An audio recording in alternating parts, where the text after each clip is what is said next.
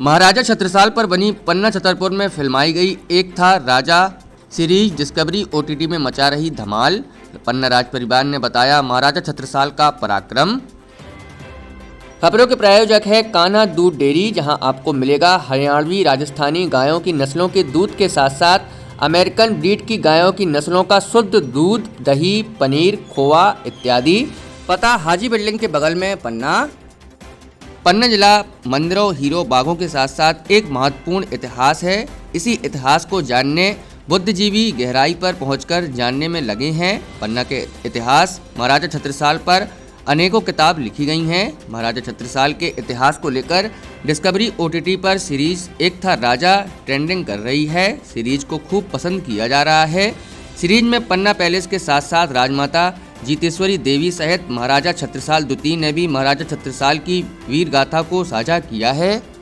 कोई रीति रिवाज महाराजा छत्रसाल को लेकर जो आज भी निभाए जाते हैं, तो बेसिकली बुंदेलखंड बनाने का आशीर्वाद मिला था पंचम सिंह जी को। तो महाराज पंचम सिंह जी ने अपना शीश चढ़ाया था बुंदेलवासी में। भूमगिरी की आशा वो छत्रसाल बन के जन्म लेती। और ऐसा कहा जाता है कि महाराज छत्रसाल का जो है जर्मिनेशन नहीं होता, उनका दाह संस्कार नहीं होता, गायब हो गए थे। तो वो दिन भी मनाया जाता है, वो अंतर ध्यान हो गए थे। महाराजा छत्रसाल की इतनी बड़ी है कि महाराज छत्रसाल का जो है जर्मिनेशन नहीं होता, उनका दाह संस्कार है। इतने सारे यादें हैं उनके, इतने कारनामे हैं। क्या ये विरासत कभी आपको बोझ लगती?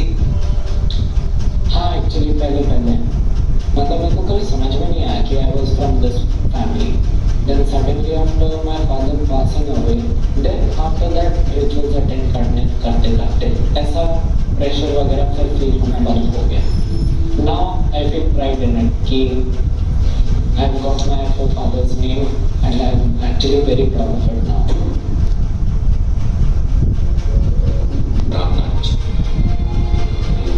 ऐसे जैसे लिखने से पहले किसी पत्र का जवाब मिल गया। उस मुलाकात के बाद सब कुछ बदल गया। असंभव संभव होने लगा। जैसे किसी ने आशीर्वाद नहीं दिया, किसी ने कहानी को छू कर उसमें चमत्कार कर दिया। जब उन्होंने राजा बनने का निर्णय लिया तो प्राणनाथ जी ने ये उनकी मुश्किल आसान कर दी।